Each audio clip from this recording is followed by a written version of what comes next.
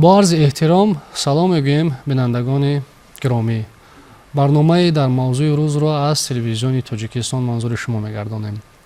موضوعی که ما اطراف آن صحبت میکنیم این استقلالیت دولتی، ماهیت این مفهوم، در این زمینه رسیدن به آرمان‌های ملی، به راه ماندن سیاست خردمندانه، صلح‌جویانه و در عرصه بین المللی در زمان صاحب استقلالی با چهره صرف ملی وارد شدن، معرفی شدن است. همان گونه که پیشوای ملت محترم امام رحمان اظهار می‌دارند، تاریخ به ما از شیب و فراز، از شکست و ریخت پند می‌دهد.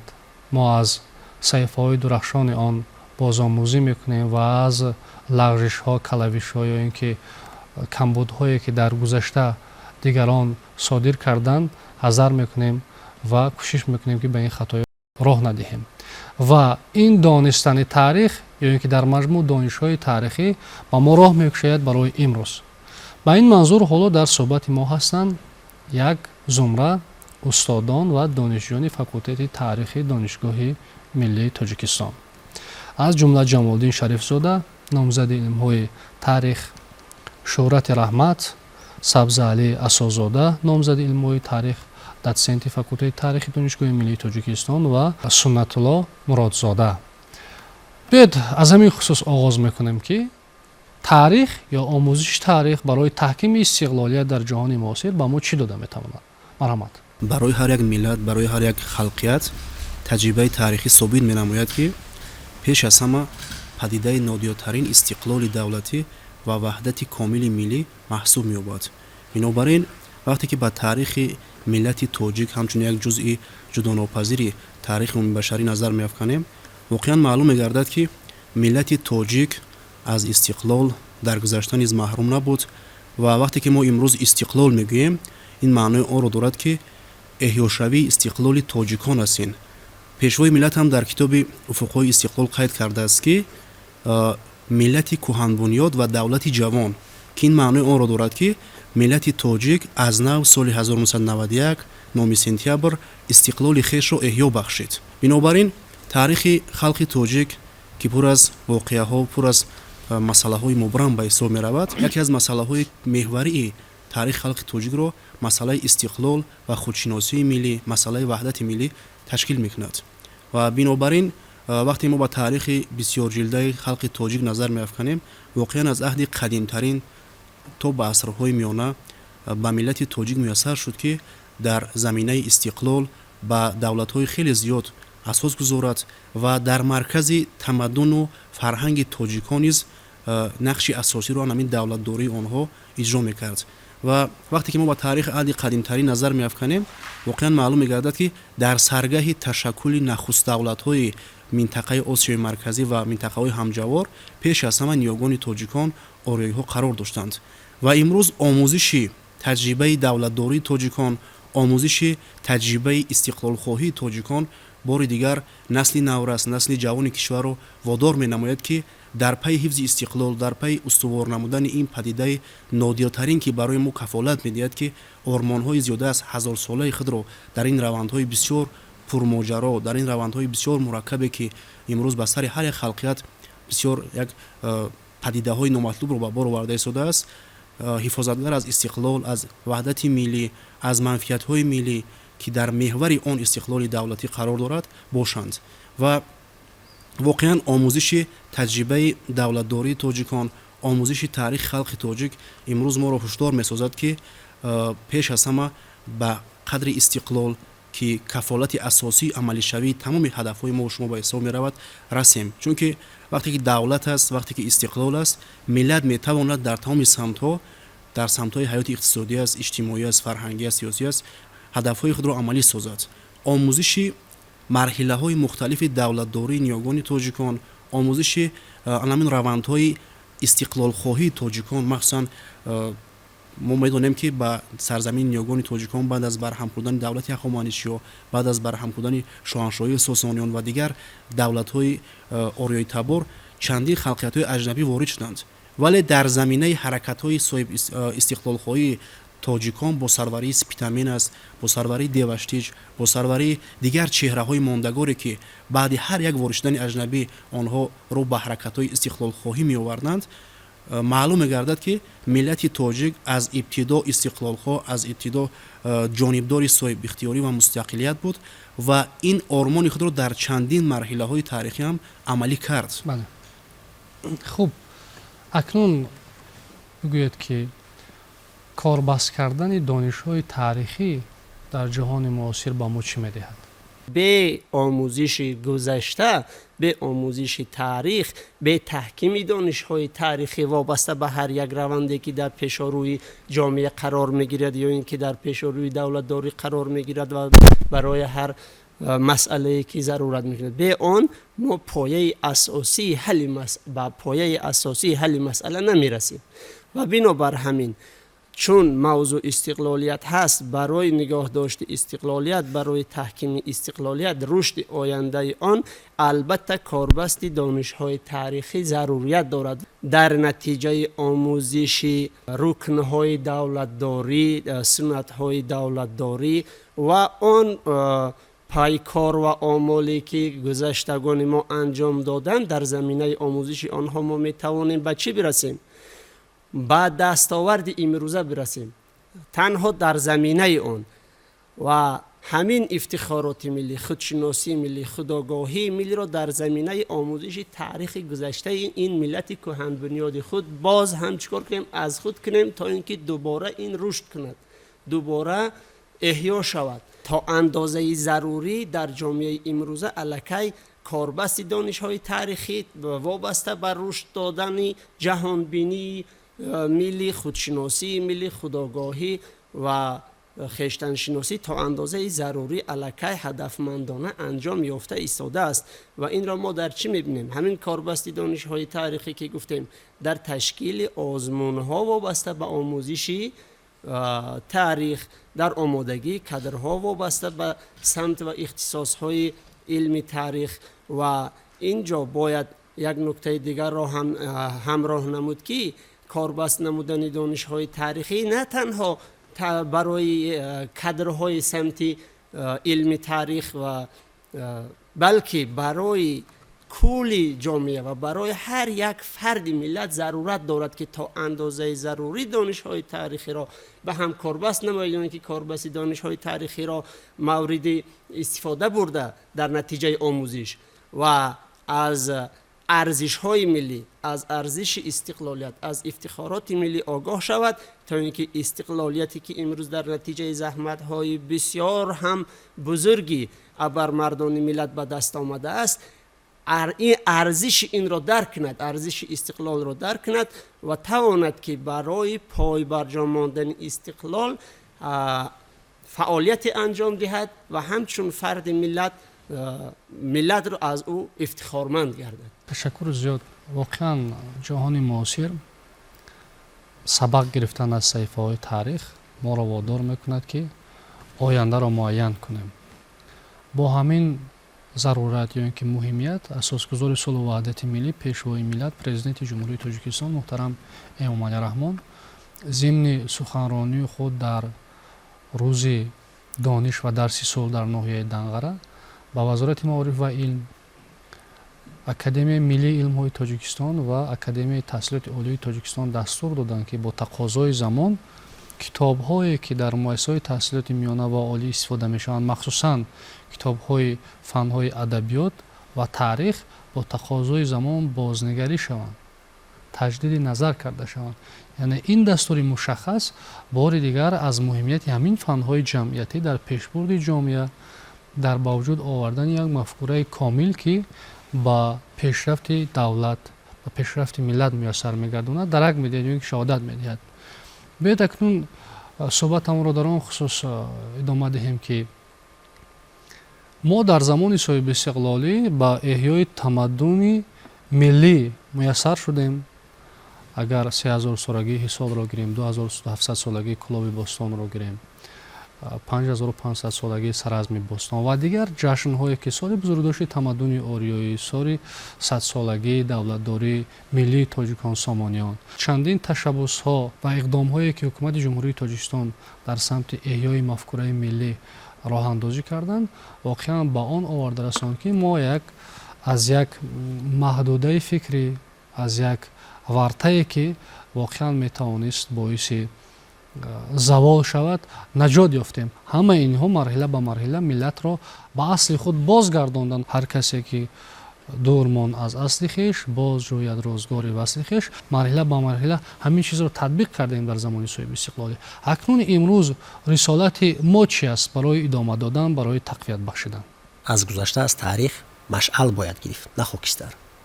барои ин он тадбирҳо, чорабиниҳое ки дар сатҳи ҳукумат амалӣ шуда истоданд, хусусан дар замони соҳиби истиқлолӣ, тавре ки ишора шуд, эҳёи анъанаҳои миллӣ буданд ва бори дигар мардум бо чеҳраҳои мондагор, бо шахсиятҳои маъруфе ки дар асрҳои гуногун зиндагӣ карданд, шинос шуданд. шиносоӣ барои чи аст? чун ин шахсиятҳои бузургро дигар халқу миллатҳо ҳам доранд. онҳо барои худашон як нафарро идеал мегӯянд, қаҳрамон месозанд. вале қаҳрамонҳое ки мо доштем чӣ кор карданд? масалан, агар дар масъалаи таърих нигоҳ кунем, аз хеш чӣ осор гузоштанд? аз ҳамон зардуш, тавре ки шумо ишора кардед ки бузургдошти тамаддуни ориёӣ буд, то бузургдошти масалан мегем абабулло рӯдакӣ, абулқосим фирдавсӣ, шоҳномаро ҳазораи шоҳнома, масалан мегем то қаҳрамонҳои тоҷикистоне ки нусратулло махсуме ки барои ҳамин давлат, барои ҳамин миллат, барои пойдории ояндаи ҷомеа ҷони хешро дареғ надоштанд, онҳо чӣ кор карданд? ана ҳамин вақте ки меомӯзад, донишҷон меомӯзад, хонандагон меомӯзад, шумо дуруст ишора кардед ки аз китобҳои дарсӣ сар мешавад, аз мактаби миёна муассисаи таҳсилоти умумӣ сар мешавад ки мехонад инҳо кӣ буданд, аз куҷо буданд, ва мо ба худ савол медиҳем, мо кӣ ҳастем, аз куҷо омадем, ба куҷо меравем, чӣ кор бояд кард? анакун рисолати имрӯзаи ҷавонон, насли имрӯз ҳама аз он иборат аст ки боз ҳам мустаҳкам иттиҳод, бояд мо комилтар шавем, бояд тоҷикистон фарогири ҳамаи манфиатҳои тоҷикистониён бошад ва худатон медонед дар ин тоҷикистон ғайр аз тоҷикон дигар миллатҳо ки зиндагӣ мекунанд озод бо қои баробар кору фаъолият доранд. вале ҳамин тоҷикистон, ҳамин порча ном дорад дар харитаи сиёсии ҷаҳон Тоҷикистон. халқҳои зиёди ҳозир ҳам ҳастанд ки аз нигоҳи шумул, теъдод, нуфуз аз мо зиёд ҳастанд ва теъдод зиёд ҳастанд, вале давлат надоранд. масалан мегем шумо нигоҳ кунед ки дар асри 20 бузургтарин дастоварди мо ин истиқлолият аст.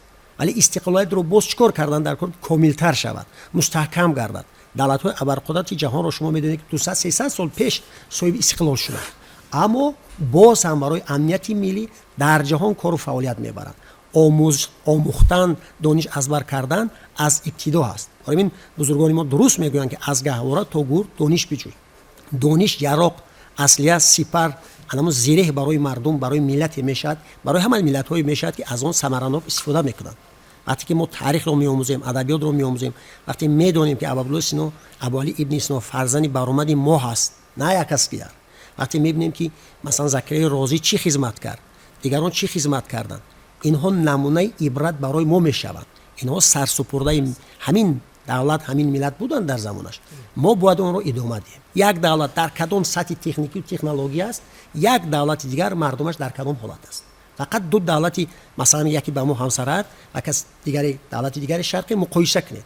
чаро яке ба осмон меравад, ба фазо меравад, ба пешрафт ноил мешавад, беҳтарин зиндагиро соҳиб мешавад, каси дигар биёд дар ҷомеаи ибтидоӣ аст, асри миёнагӣ аст, аз мафкураи ҳамун ақимондагӣ қавмию қабилавӣ дур намешавад. чаро?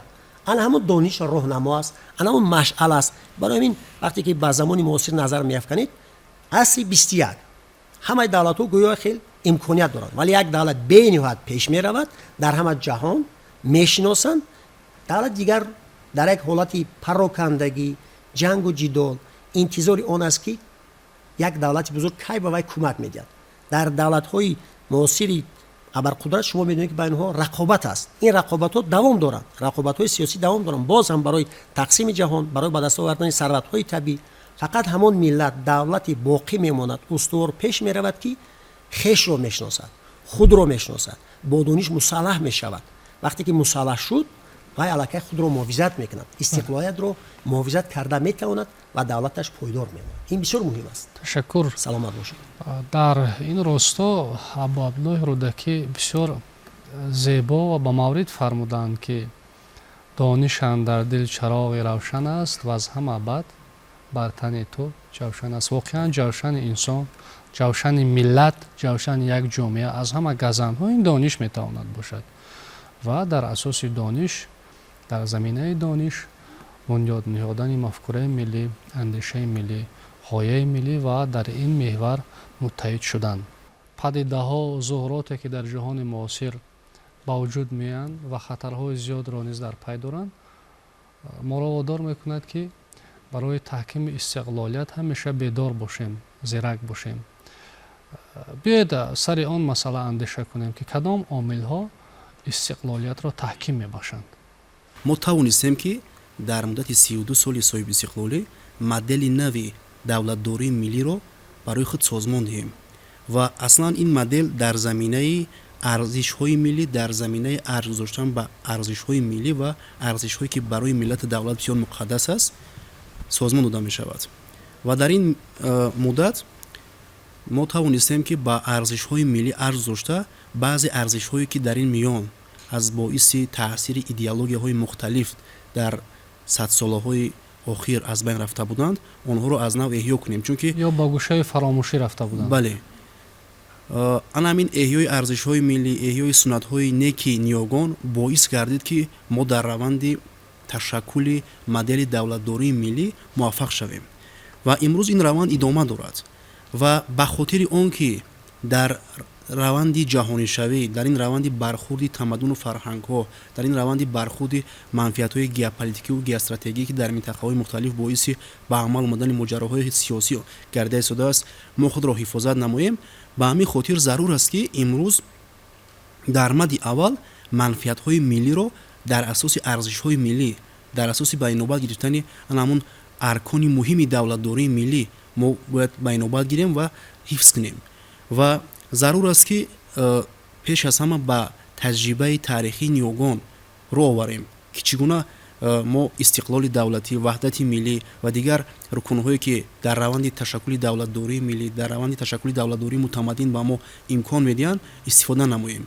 ва воқеан дар ин раванд ки мо имрӯз дар роҳи бунёди дар баробари давлатдории миллӣ, мо имрӯз дар роҳи бунёди давлатдории дунявӣ, демократӣ, ҳуқуқбунёд қарор дорем ва вазифаи асосии мо низ дар асоси он рисолате ки конститутсияи ҷумҳурии Тоҷикистон ба мо додааст, ин бунёди ҷомеаи шаҳрвандӣ аст.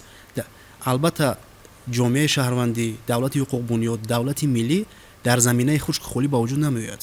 албатта ин аз маърифати ҷомеа, аз дониши ҷомеа, аз ҳамун таҷрибаи ҷомеа вобастагии зиёд дорад ва имрӯз зарур аст ки пеш аз ҳама дар ҳамин раванди амалӣ гардидани ислоҳотҳо дар соҳаи маориф, дар соҳаҳои дигари афзалиятноки ҷомеа, ҳамчунин дар ҳамин самт мо бештар ба баландбардоштани сатҳи маърифатнокии ҷомеа ки имрӯз диққат дода истодаем, ҳамчунин ҷаҳонбинии ҷомеа низ мукаммал гардад.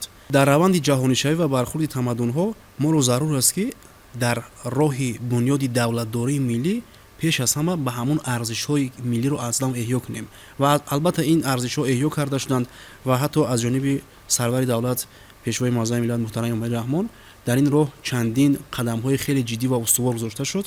махсусан якчанд китобҳои меҳварие ки таърихи халқи тоҷик, таърихи давлатдорӣ ва тамаддуни ниёгони тоҷиконро инъикос менамоянд дар асоси сарчашмаҳои мӯътамади таърихӣ, махсусан аз ҳамон тоҷикон дар оинаи таърих, нигоҳи ба таърих ва тамаддуни ориёӣ, чеҳраҳои мондагор, забони миллат, ҳастии миллат. ин ҳама китобҳое ҳастанд ки дар меҳвари ин асарҳо арзишҳои миллӣ қарор доранд. арзишҳое қарор доранд ки имрӯз имкон медиҳанд ки вақте ки насли наврас ва насли ҷавони кишвар аз инҳо воқиф мешавад, аллакай дарк мекунад ки моҳияти ҳастии миллат ва давлат дар чӣ аст. яъне ҳамин давлату миллат барои мо чӣ лозим аст, мо чӣ аз ҳамин миллата, аз тоҷик будана, аз давлатдории миллӣ чӣ баҳра мегирем ва дар ҳамин раванди ҷаҳонишавӣ сарҳади миллӣ, давлатдории миллӣ, истиқлоли миллӣ ба мо чӣ медиҳад. албатта вақте ки мо таҳлил менамоем масъаларо, маълум мегардад ки миллат, яъне тоҷик будан, шаҳрванди Тоҷикистон будан, соҳиб истиқлол будан, ин ҳама кафолати асосии амалишавии ормонҳои мо шумо аст. Бале. таҷрибаи 1000 соли охири давлатдории тоҷиконе ки халқи тоҷик нишон медиҳад ки дар 1000 сол мо ормонҳои хеле зиёд доштем. баъд аз барҳам шудани давлати Сомониён ки нахустин давлати миллии тоҷикон буд, мо ҳадафҳои хеле зиёд доштем, ормонҳои хеле зиёд доштем, вале аз боиси набудани истиқлол, аз боиси набудани имконият ва кафолат мо натавонистем ки онҳоро амалӣ кунем. мо ки истиқлол доштем, давлатдории миллии худро дар замони Сомониён доштем, имкон фароҳам омад ки беҳтарин чеҳраҳо, беҳтарин фарзандони халқи тоҷик ба воя расанд. Закарияи Розӣ, Ҷобир ибни Ҳайён, Абуалӣ ибни Сино, Абурайҳони Берунӣ, Муҳаммад ал-Хоразмӣ, ино нафарҳое ҳастанд ки ҷаҳон инҳоро эътироф кард. Бо чӣ? Бо дониш, бо илм. Ино падарони илму маърифат ҳастанд. имрӯз дар тамоми муассисаҳои олӣ, дар тамоми муассисаҳои маърифатӣ ва илмии ҷаҳон вақте мо меравем, расми ино албатта ҳаст. ин боиси шарафмандии миллати тоҷик аст. вале имрӯз зарур аст ки чӣ хеле ки аз ҳамон имкониятҳои давлатдории милливу истиқлол дар замони Сомониён мо истифода кардем, имрӯз ҳам зарур аст ки ҳамин имкониятро дар ҳамин самт истифода намоем. яъне тавонем ки чеҳраҳоеро ба вуҷуд биёрем, чеҳраҳои созмон дода шавад, ташаккул дода шавад ва тарбия карда шавад ки миллати тоҷикро ҳамчун миллати соҳиби маърифат, ҳамчун миллати соҳиби тамаддун дар сатҳи байналмилалӣ эътироф карда тавонад. ва имрӯз дар ин самт албатта чораҳои муассир андешида шуда истодааст ва ҳамун таҷриба бори дигар ба мо имкон дод ки мо дар самти баланд бардоштани маърифати ҳам сиёсӣ ва ҳам ҳуқуқӣ ва ҳам фарҳангии ҷомеа ба дастовардҳои хеле назаррас ноил гардем. албатта мо наметавонем ки истиқлоли тоҷиконро бо давлатҳое ки 300-400 сол истиқлолият доранд муқоиса кунем, вале вақте ки муқоиса мекунем маълум мегардад ки мо дар 30 сол ба бисёр чизҳо ноил гардем. миллати тоҷик дар минтақа вақте мо назар меафканем, дар минтақаи Осиёи марказӣ, миллати тоҷик ягона миллате аст ки дар саргаҳи тамаддун ва давлатдории ин минтақа қарор дорад. яъне тавонист ки як низомеро созмон диҳад. фақат як чиза мо мисол меорем аз ҳамин давлати Сомониён. шумо тасаввур кунед, Сомониён нахустин давлати миллии тоҷиконро созмон доданд ва ҳамин низоми идоракунии Сомониён 1000 сол дар минтақаи Осиёи марказӣ новобаста аз он ки кадом як аҷнабие ба ин минтақа ворид шуд мавриди истифода қарор гирифт. яъне аҷнабиёне ки ба Осиёи марказӣ ворид шуданд ба сарзамини тоҷикон дигар қудрате надоштанд ки аз ин дида як низоми мукаммалу як низоми густурдаро ки манфиати синфи ҳукмрон аст ё ки синфи дигари ҷомеаро ҳимоя мекунад созмон диҳанд. бинобар ин ҳамин таҷрибаи давлатдории Сомониён ки то соли 1920 ҳатто дар Осиёи марказӣ ҳамчун як шакли аморатгарӣ истифода карда шуд, бори дигар моро имрӯз ҳушдор месозад ки мо метавонем, мо дар саргаҳи давлатдорӣ, дар саргаҳи истиқлоли минтақа қарор доштем, вале дар 1000 сол новобаста аз он ки мо аз истиқлол маҳрум будем, новобаста аз он ки дигар сулолаҳои аҷнабӣ дар ин минтақа ба ҳокимият расиданд, мо тавонистем ки тавассути фарҳанг, тавассути ҳамон унсурҳои фарҳангии худамонро ҳифз кунем ҳамчун миллат. шумо тасаввур кунед ки дар рӯёрӯи ҳамин воридшавии аҷнабиён чандин халқиятҳо ҳастии худро аз даст доданд, вале ягона халқе ки дар ҳамин раванд ки имрӯз раванди ҷаҳонишавӣ номида мешавад, албатта тоҷикон аз ба ин ҷаҳонишавӣ наворид нашуданд. ҷаҳонишавӣ моро аз аҳди қадим ҳамроҳ буд. мо дар ҳамин рӯёрӯи ҳамин падидаҳои номатлуб тавонистем ки худро дифоъ кунем, вале дар замоне ки истиқлол доштем, дар замоне ки давлатдории миллӣ доштем, дифоъ устувортар буд. аммо вақте ки давлатдорӣ нест, вақте истиқлол нест, баъзе арзишҳоро мо аз даст медиҳем. таҷрибаи 1000 соли охир нишон дод ки баъзе арзишҳоро мо аз даст додем. аммо истиқлол имрӯз боз баробари ба даст овардани истиқлоли давлатӣ ба мо имкон фароҳам омад ки аз нав ҳамон арзишҳоро дар замони соҳибистиқлолӣ эҳё кунем. ва имрӯз чӣ зарур аст? имрӯз зарур аст ки насли наврас ва ҷавони кишвар дар рӯҳияи арз гузоштан ба арзишҳои миллӣ, махсусан забони миллат, фарҳанги миллат, тамоми унсурҳои калидие ки барои ҳастии миллат кафолат мебахшанд, яъне тарбия карда шаванд ва аввал мо бояд ки ба арзишҳои миллӣ, на ин ки арзишҳои дигар аввал арзишҳои миллиро мо бояд ҳифз кунем. ва бинобар ин дар ин раванд бузургдошти ё ки солгарди шахсиятҳои мондагор, чеҳраҳои мондагоре ки то ба имрӯз махсусан абу абдуллои рудаки, абдулқосим фирдавсӣ, имоми аъзам ва дигар чеҳраҳои мондагоре ки то ба имрӯз бузургдошти онҳо ҷашн гирифта шуд, ба хотири он аст ки насли имрӯз ба ҳамин чеҳраҳои мондагор пайрав бошаду аз арзишҳои миллӣ, аз ҳамун истиқлоли миллӣ ва дигар воситаҳое ки манфиатҳои миллиро ҳифз мекунад, яъне ки бештар ҳифозатгар бошад. ташаккури зиёд. хуб, изҳор доштед ки дар давраи давлатдории миллии мардуми тоҷик асрҳои 19 замони салтанати Сомониён низоми давлатдориро аз мо гирифтанд дигар давлатҳо, яъне нусха карданд, корбаст карданд дар умури давлатдорӣ. ва бубинед дар замони соҳиби истиқлолӣ дипломатияи сулҳофариро аз мардуми тоҷик омӯхтанд ва имрӯз институтҳои гуногуни байналмилалӣ ҳамин дипломатияро мавриди омӯзиш қарор доданд. ва боиси ифтихори ҳамаи мо аст ки имрӯз президенти ҷумҳурии Тоҷикистон пешвои миллат муҳтарам Эмомалӣ Раҳмон дар сатҳи ҷаҳонӣ ҳамчун асосгузори дипломатияи об эътироф шудааст. ҳамаи ин бо шарофати истиқлолият дар заминаи хиради азалӣ, дар заминаи андешаи воло аст. хуб, дар хусуси он суҳбат кардем ки замони давлатдории миллӣ асрҳои 19 имконият дод ки чеҳраҳои намоён вориди арсаи тамаддуни башарӣ шаванд ва имрӯз гумон намекунам ки дилхоҳ ҷавоне ки чеҳраҳо ё муҷассама ё минпайкараҳои нухбагони илму адаби тоҷикро дар саҳни бинои Созмони Милали Муттаҳид дар Вена вақте ки мебинад аз ин ифтихор намекунад.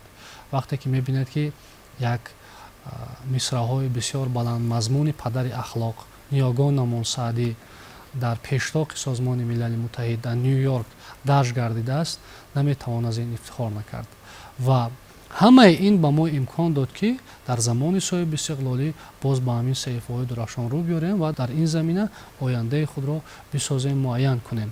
Пешвои миллат дар суханронии худ дар рӯзи дониш ва дарси сулҳ изҳор доштанд ки бо мақсади васеъгардонидани ҷаҳонбинии миллӣ бо дар назардошти албатта ҷаҳонбинии умуми башарӣ ва ба вуҷуд овардани мафкураи миллӣ, ягона мафкурае ки миллатро ба рушд муяссар мекунад, озмуни тоҷикон оинаи таърихи миллат роҳандозӣ гардид ва таъкидан изҳор доштанд ки мақсад аз роҳандозӣ кардан яке таваҷҷӯҳ кардан ба таърих тагурӯ кардани таърих нест. Албатта калимаи тагурӯ дар нохуна гирифта шудааст.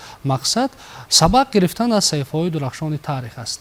биёед аз ҷавонон пурсон мешавем ки имрӯз онҳо ба истиқлолияти давлатӣ, ба амнияти ҷомеа, ба умуман он таҳдиду хатарҳое ки ҷаҳони муосир метавонад ба миён биёрад ба ин неъматҳои бебаҳо чӣ назар доранд, чӣ нигоҳ доранд? Марҳамат. 9 сентябри соли 1991 ҷумҳурии Тоҷикистон соҳиби истиқлол гардид ва ҳамасола дар ҷумҳурии Тоҷикистон ин санаро рӯзи ҷашни истиқлолияти давлатӣ ҷашн мегиранд ва айни ҳол ҷумҳурии Тоҷикистон ба яке аз кишварҳои пешрафта ва тараққикардаи рӯи дунё ба шумор меравад ва пешвои миллат тавонист ки дар як муддати кӯтоҳ миллатро аз парокандагӣ раҳонида ва як миллати пуртамаддунеро созад. ва айни ҳол зиёда аз 180 давлати рӯи дунё моро мешиносанд, эътироф мекунанд ва бо мо созишномаҳои сиёсиву байналмилалӣ бастаанд. ва воқеан ҳам дар ҳар як қадам мо аз навовариҳои замони истиқлол ёдовар шуда метавонем. истиқлол ин неъмати бебаҳоест барои ҳар як шаҳрванди ҷумҳурии Тоҷикистон. шукрона аз он мекунем ки дар чунин давлати ободу тинҷу гулгуншукуфо зиндагӣ мекунем ва таҳсил мекунем ва мо низ дар оянда ваъда медиҳем ки таҳсилро давом дода барои хизмати ватану модари худ صادقانه خدمت می‌نماییم. واقعا هم استقلالیت دولتی برای ملت تاجیک نعمت به‌بها به شمار رفته. آموزش همه‌جانبه تاریخ و آموزش مرحله‌های دولتداری تاجیکان، آگاهی پیدا نمودن از کارنمایی‌ها و قهرمانی‌های فرزندان فرزانه ملت تاجیک ما را وادار به آن می‌سازد که به قدر ارزش‌های ملی دولتی خیش برای آموزش تاریخ فرهنگ ملت خود و برای احیا نمودن فرهنگ و عنصرهای اصلی ملت خیش سهم گذار باشند. امروز فضای استقلال مملکت برای ما جوانان امکانیت‌های بهترین را فراهم آورده است که در همه گونه ساحه‌های چه اجتماعی، اقتصادی، ساحه‌های طب و تندرستی و فرهنگ و تکنیک و مکانیک فعالانه آزادانه تحصیل نماییم و فعالانه اشتراک نموده سهم خود را در بهتر نمودن و آماده نمودن و به مقصد رسانیدن منصب‌ها و تجربه‌های دولتداری بگذاریم. فضای صاحب استقلال کشور برای ما جوانان امکانیت فراهم آورد که آزادانه تحصیل نماییم و غمخوری حکومت مملکت تشبس‌های خردمندانه اساسگزار صلح و وحدت ملت برای پیشرفت، آموزش همه‌جانبه تاریخ و اینچنین ارج گذاشتن به تاریخ پرافتخار ملت تاجیک، اعلان نمودن آزمون جمهوری تاجیکان آینه تاریخ ملت واقعا هم انقلاب بزرگ مدنی را براه میماند که ساکنان مملکت دوباره به شب فراز تاریخ، به فرهنگ، وضعیت اجتماعی، اقتصادی، سیاسی خلق تاجیک در دوره‌های گوناگون تاریخ آگاهی پیدا نمایند. آموزش فرهنگ و تاریخ ملت تاجیک وظیفه مقدس هر یک ساکن مملکت است. بنابراین از فوند ذخیروی پرزیدنت مملکت کتاب تاجیکان که همچون شناسنامه ملت تاجیک برای آموزش تاریخ، فرهنگ، تمدن نه تنها خلق تاجیک بلکه خلق‌های تمام آسیای میانه سهمگزار است به هر یک خانواده تاجیک تحفه کرده شود و محض با ابتکار اساسگزار صلح و وحدت ملی امروز در خاندان هر یک ملت تاجیک گنجینه نهفته است.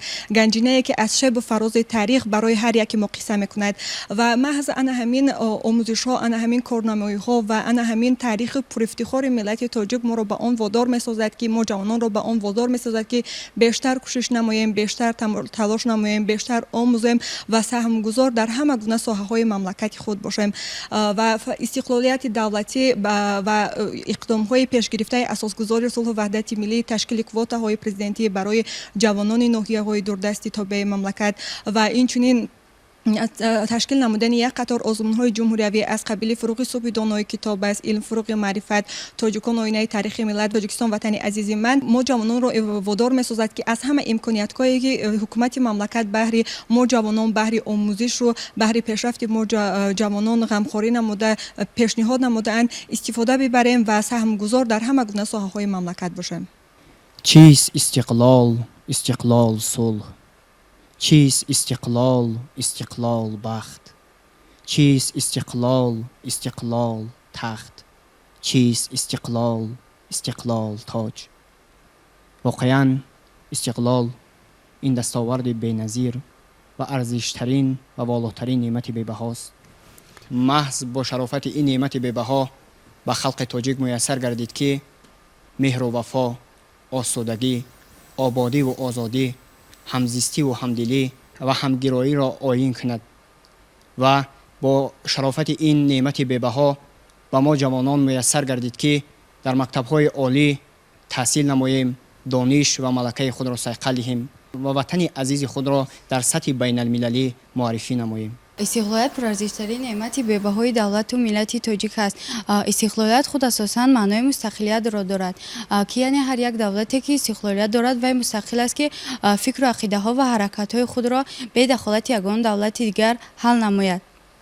که جمهوری تاجیکستان نیز یکی از چنین دولت‌ها میباشد که در عرصه بین‌المللی نیز همچون یک دولت مستقل شناخته شده است. محض با شرافت استقلالیت است که در جمهوری تاجیکستان در تمام ساحه‌ها دستاوردهای زیادی به نظر می‌رسد که این دستاوردها در تمام ساحه‌ها دیده می‌شود. چنانکه پرزیدنت کشور ما جناب عالی محترم امامه رحمان قید نمودند یکی از دستاوردهای مهم ما در زمان استقلالیت دولتداری و دولتسازی معاصر و ملی میباشد که ماهیتاً شکل حقوق بنیاد اجتماعی و دنیوی را دارد.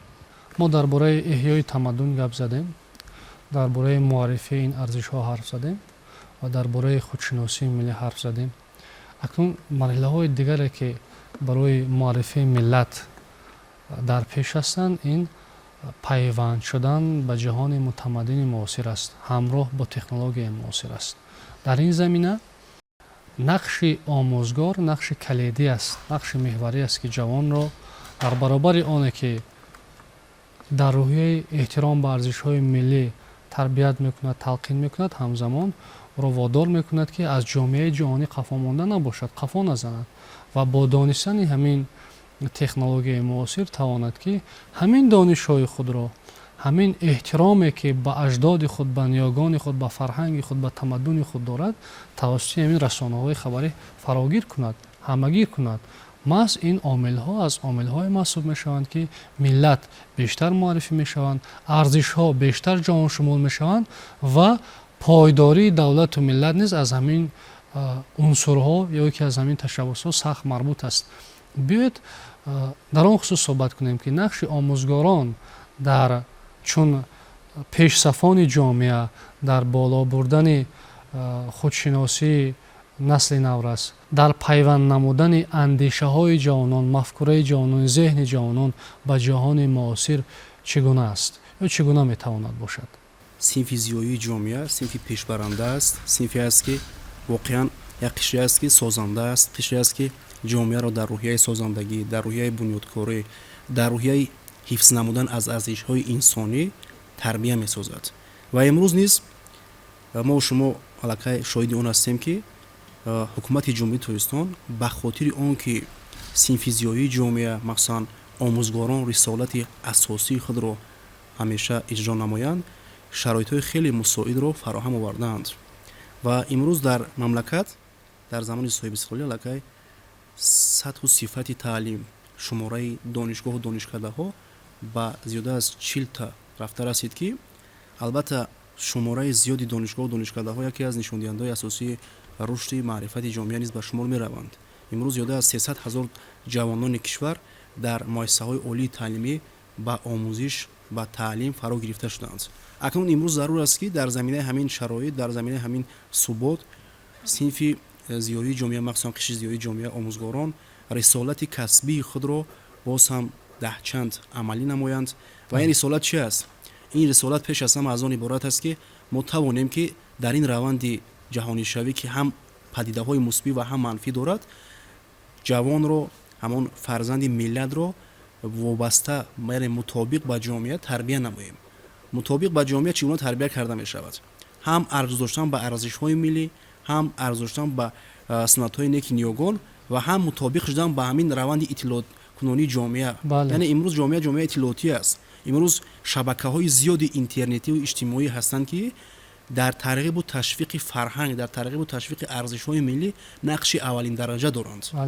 агар дар асрҳои миёна ин нақшро китоб, ин нақшро масалан зиёён ба таври баҳсу мунозара иҷро мекарданд, имрӯз бошад ин баҳсу мунозираҳо ин дар фазои маҷозӣ дар фазои маҷозӣ, дар фазои ҳамон шабакаҳои иҷтимоӣ амалӣ карда мешавад.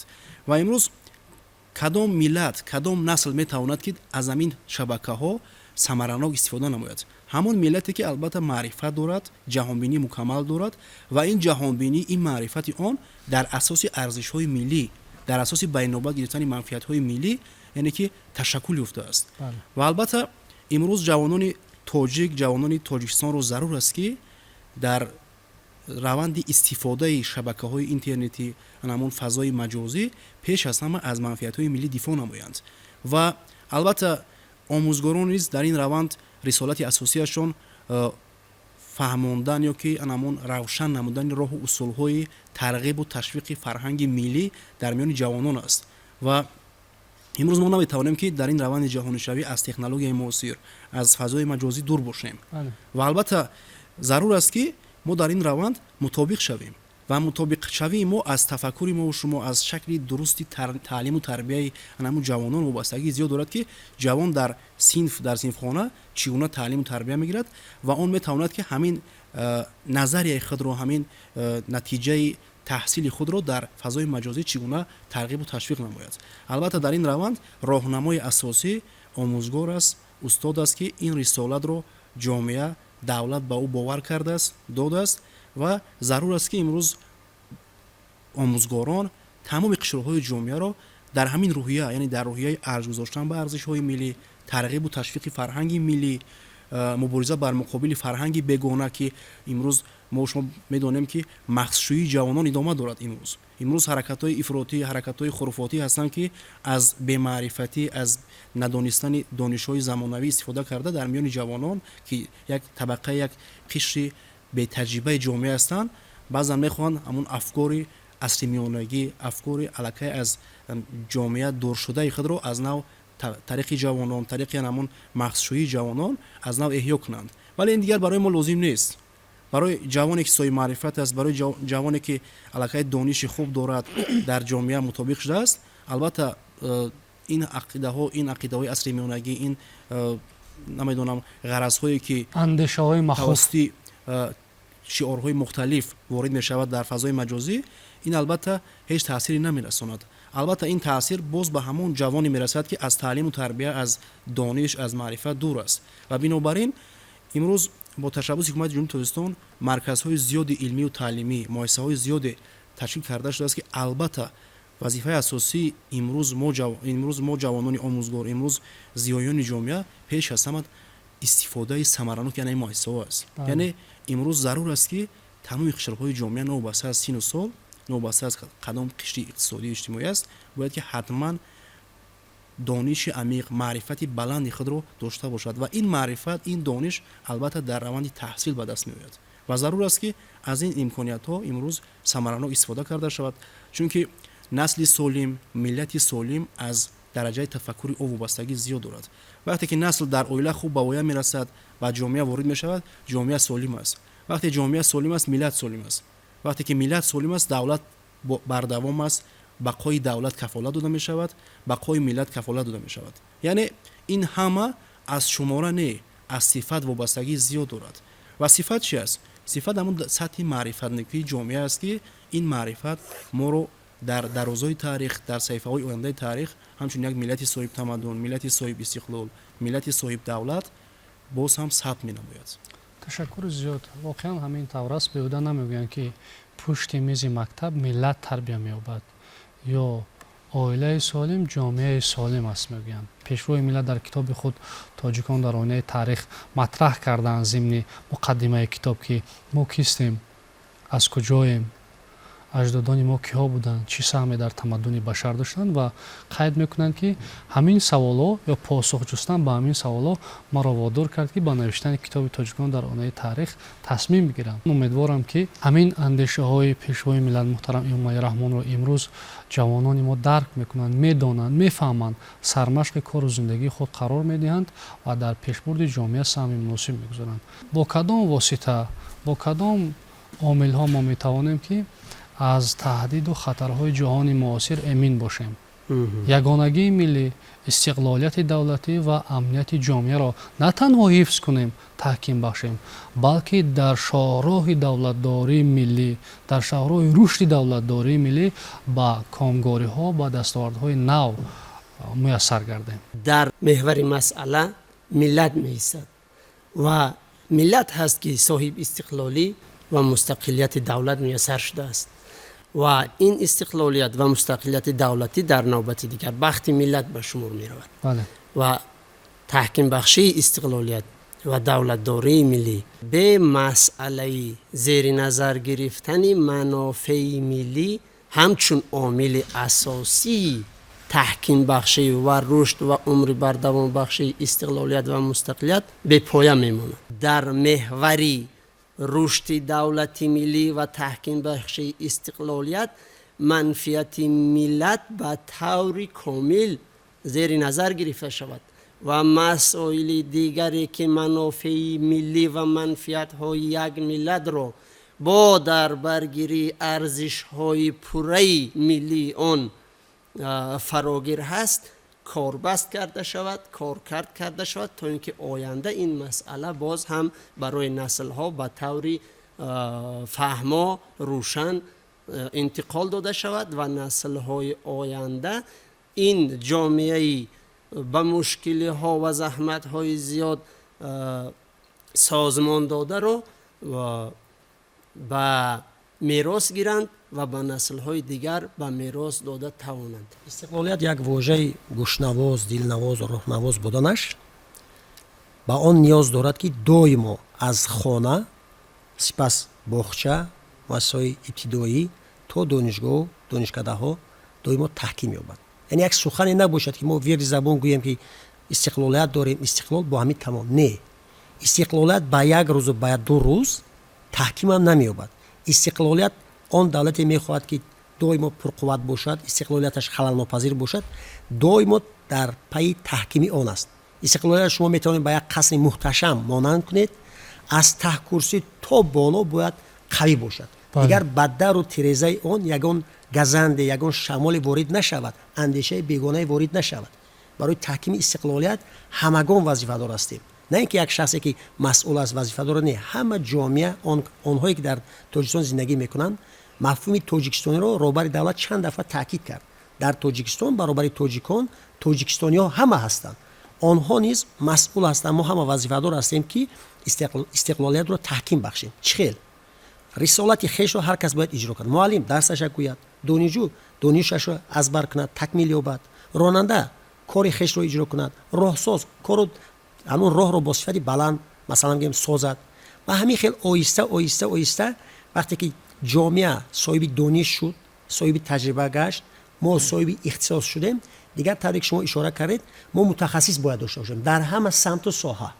امروز شما میبینید که کشورهای ابرقدرت الکی با حل مسئله های به نظر آنها حل مسئله های زمینی به فضا به آسمان برآمدن. امروز رقابت برای در ماه در عطارد سیاره‌های دیگر جا گرفتن است. برای چی؟